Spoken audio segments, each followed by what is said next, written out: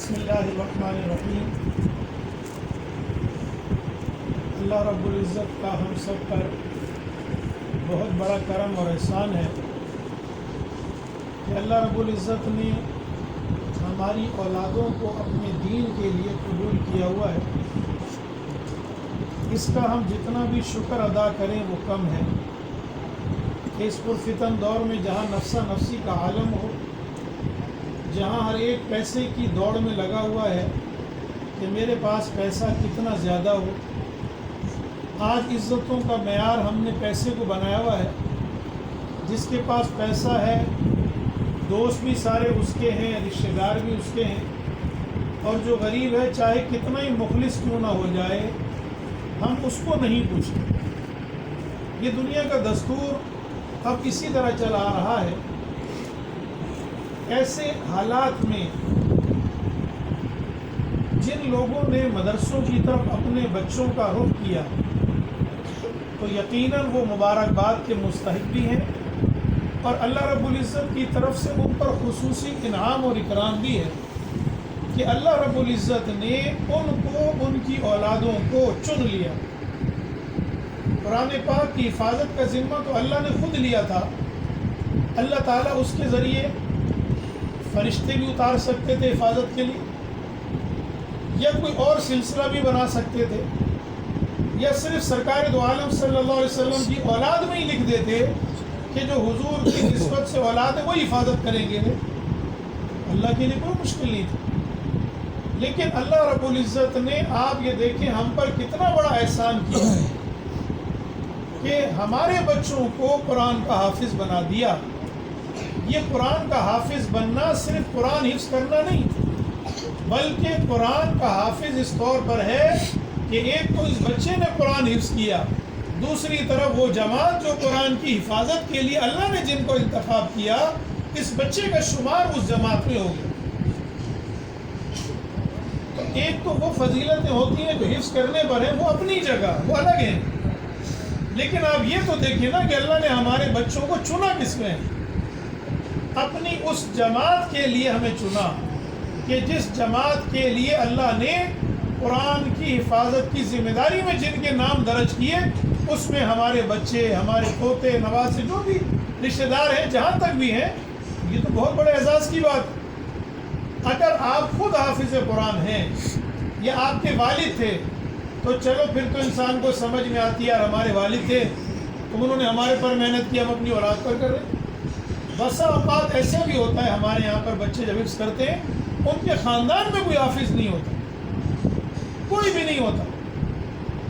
اب آپ بتائیے جب کوئی نہیں ہے، والد کیا ہے؟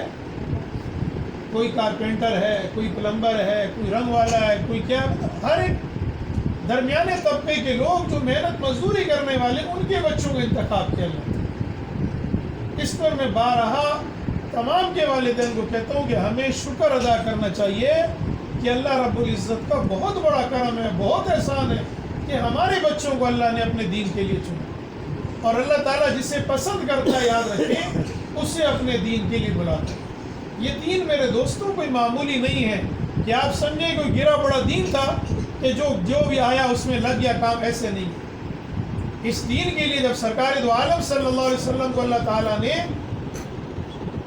قرآن مجید کے ذریعے پورا دین مکمل کروایا، آپ نے جب نبوت کا اعلان کیا، آپ دیکھیے وہ لوگ جو دین سے پہلے تھے ان کا معیار کیا تھا، دین میں آنے کے بعد معیار کیا تھا۔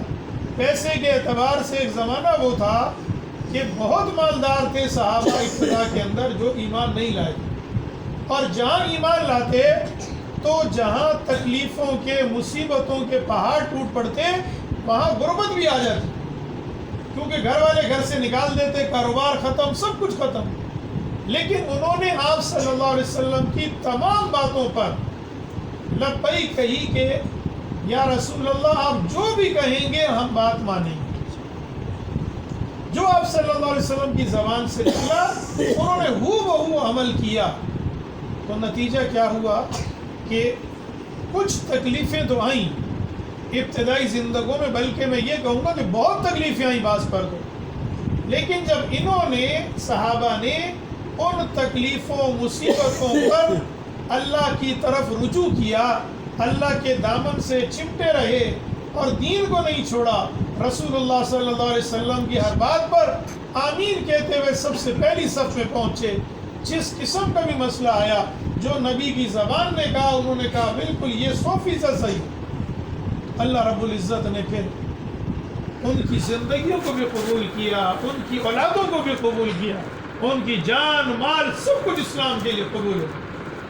اور پھر ایک وہ وقت بھی آیا کہ صحابہ کرام جب فتوحات کا دور آیا تو زکوٰۃ کے پیسے لے کر جیب میں گھومتے تھے، کوئی ملتا نہیں تھا کہ کس کو زکوٰۃ دیں۔ ایک وہ وقت بھی اسلام نے دیکھا ہے۔ اسلام تو میرے دوستوں دبنے کے لیے نہیں آیا، اسلام تو ابھرنے کے لیے آیا ہے۔ یہ تو آج بدقسمتی سے ہماری صورتحال یہ ہو گئی کہ ہم نے سب سے پہلے اپنے آپ کو یہ سمجھا کہ بھائی اگر ہم اسلام کے مطابق چلتے ہیں تو لوگ بولتے ہیں بھائی یہ مولوی ہو گیا، یہ ملا مولوی لوگ ہو گئے، ہمیں شرم آتی ہے۔ ہم نے دنیا کو معیار بنایا۔ کس دنیا کو معیار بنایا؟ آج دیکھا امریکہ میں یہ ہو رہا ہے، یورپ کنٹری میں فلاں فلاں یہ ہو رہا ہے، ہمارے لڑکوں نے کیا ہے جی سارے معاملات ان کے کرنے شروع کر دیے، کیونکہ ہم ان کو ترقی یافتہ سمجھ رہے ہیں۔ در حقیقت میں وہ دھوکہ ہے۔ وہ دھوکہ کس لیے ہے کہ انہوں نے سرکار دو عالم صلی اللہ علیہ وسلم پر ایمان لانا تو پسند نہیں کیا، البتہ انہوں نے جب ریسرچ کی تو انہیں پتہ چلا کہ کامیابی کے جو اصول نبی نے بتلائے ہیں یہ سارے کے سارے اصول کامیابی ہیں۔ تو انہوں نے آپ صلی اللہ علیہ وسلم کے طریقوں کو اختیار کیا۔ ہم نے اپنے نبی کے طریقوں کو کیوں چھوڑا؟ کہ ہم نے ان کے طریقوں کے اندر کامیابی سمجھی۔ انہوں نے نبی کے طریقوں کے مطابق کامیابی سمجھی اور نبی کے طریقوں پر عمل کیا۔ آج دنیا کی حکومت ان کے پاس آ گیا۔ آج بھی میرے عزیزوں ہم سب قرآن کو اپنا پیشوا بنا لیں کہ جو کچھ ہے قرآن میں اس کو مانتا ہوں۔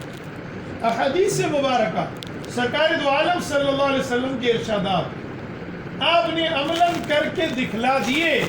دین یہ ہے۔